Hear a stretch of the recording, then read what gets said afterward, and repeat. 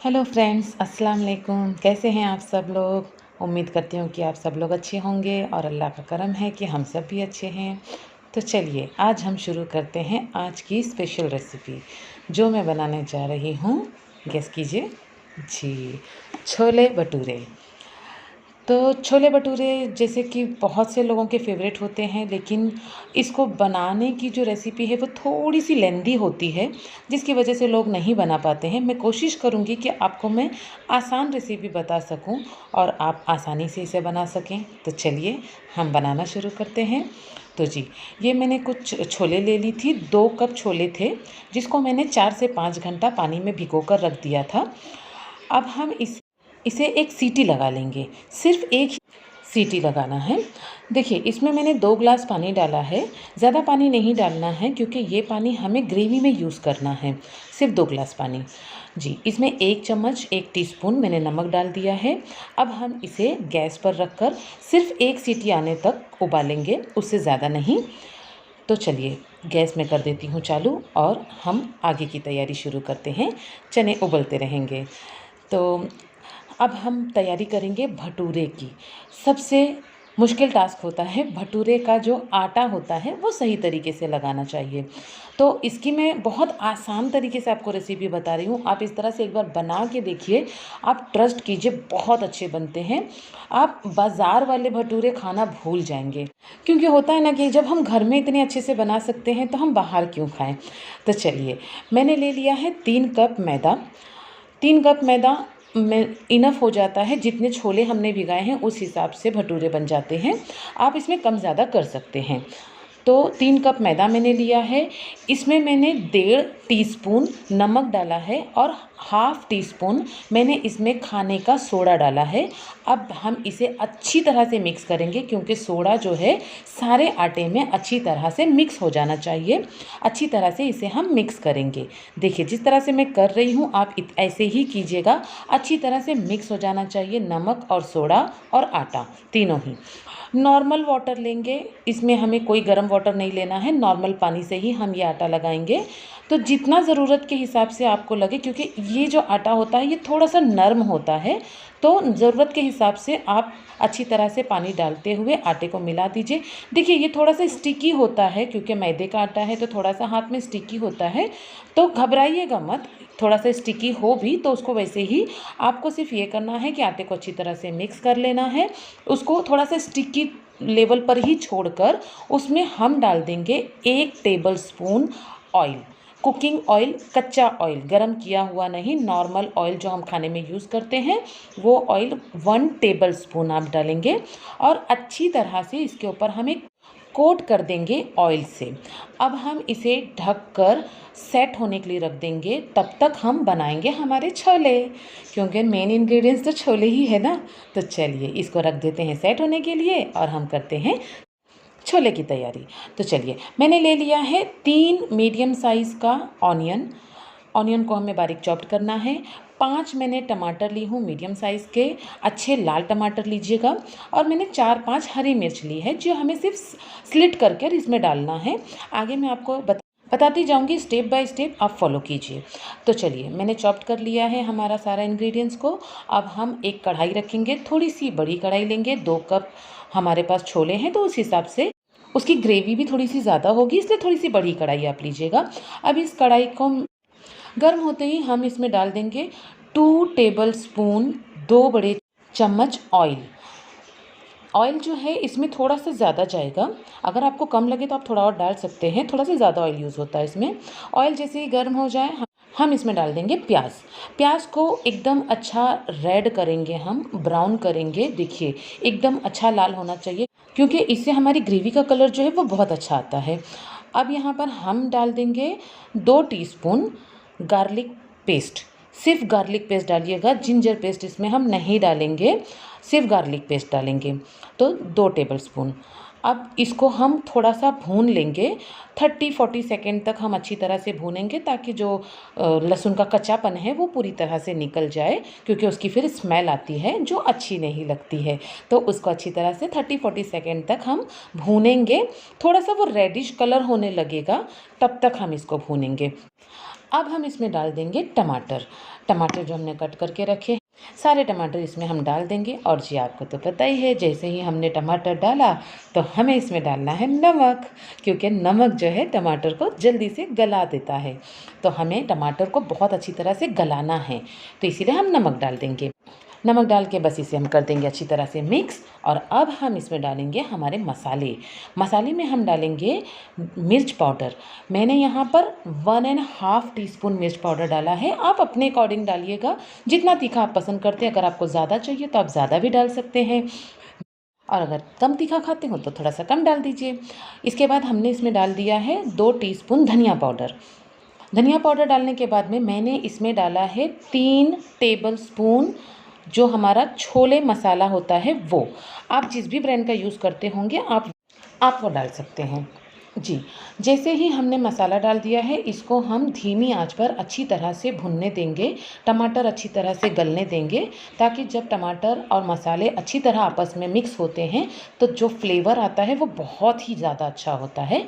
अब देखिए, जैसे ही इसमें ऊपर तेल थोड़ा सा सेपरेट होने लगे, आपको नज़र आए कि तेल ऊपर नज़र आने लगा है, सेपरेट हो रहा है, इसका मतलब है कि हमारे टमाटर भी अच्छी तरह से गल गए हैं और हमारा जो मसाला है वो भी अच्छी तरह से भुन गया है। तो चलिए अभी मैं आपको दिखाती हूँ छोले। देखिए ये कितने गले हुए होना चाहिए, ये आप अच्छी तरह से समझिए। जब हम इसे हाथ से मैश करें तो ये दब जाने चाहिए, मगर ये पूरे बारीक नहीं होने चाहिए, थोड़े से कड़क होने चाहिए। इतना ही हमें इसे गलाना है, क्योंकि अगर ये बहुत ज़्यादा गल जाएंगे तो वो अच्छे नहीं लगेंगे खाने में। थोड़े से कड़क होंगे तो ये ग्रेवी में पककर इक्वल हो जाएंगे, जितना नरम हमें चाहिए हो जाएगा। अब देखिए, मैंने एक स्टेनर में इसको स्टेन कर लिया है। मैंने नीचे एक छोटा सा टोप रखा है जिसमें सारा पानी मैं एब्जॉर्ब कर रही हूँ, क्योंकि ये पानी हमें फेंकना नहीं है, ये पानी हम ग्रेवी में यूज़ करेंगे। तो अब हम जो हमारा मसाला भुन गया है उसमें हमारे ये जो छोले हैं इसको हम डाल देंगे। लेकिन यहाँ पर हम एक छोटा सा ध्यान रखेंगे कि सारे चने हम नहीं डालेंगे, थोड़े से चने हम बचा लेंगे। क्यों बचाएंगे ये मैं आपको आगे बताती हूँ, क्योंकि कुछ चीज़ें होती हैं जिसकी वजह से हम अपनी रेसिपीज़ को थोड़ा सा और इन्हेंस कर सकते हैं, वो हमें सीखना होता है। मैंने ये सीखा है, प्लीज़ आप लोग भी सीखिए। तो चलिए अब इसको हम अच्छी तरह से मिक्स कर लेंगे। सारे मसाले जो हमने भून कर रखे हैं वो चने पर अच्छी तरह से कोट हो जाए, इतने अच्छे से इसको मिक्स करेंगे। अब जो है ये पानी जो हमने बचा कर रखा था, ये सारा पानी हम इस चने में, इस ग्रेवी में डाल देंगे और अच्छी तरह से मिक्स कर देंगे। अब देखिए, जो चने मैंने बचा कर, अब हम उसका यूज़ करेंगे।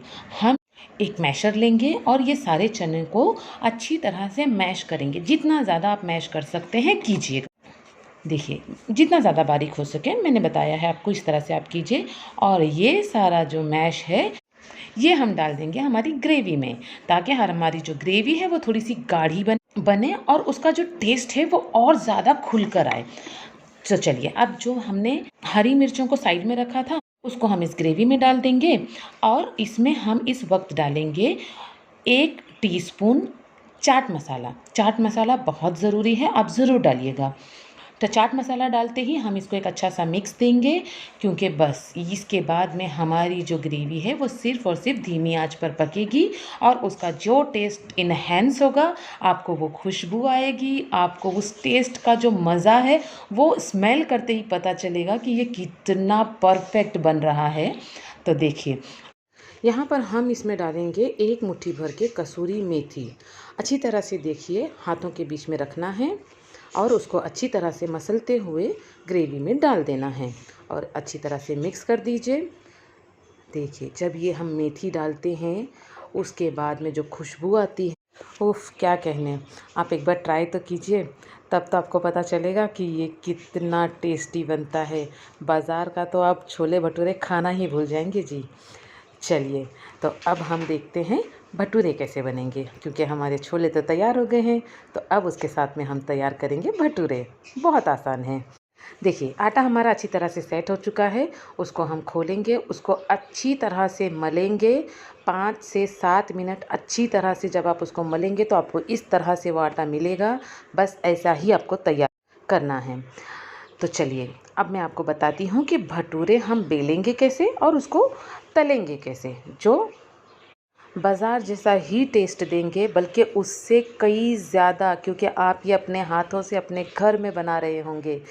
तो प्लीज़ प्लीज़ प्लीज़ मैं आपसे रिक्वेस्ट कर रही हूँ कि आप ये ज़रूर ट्राई कीजिए।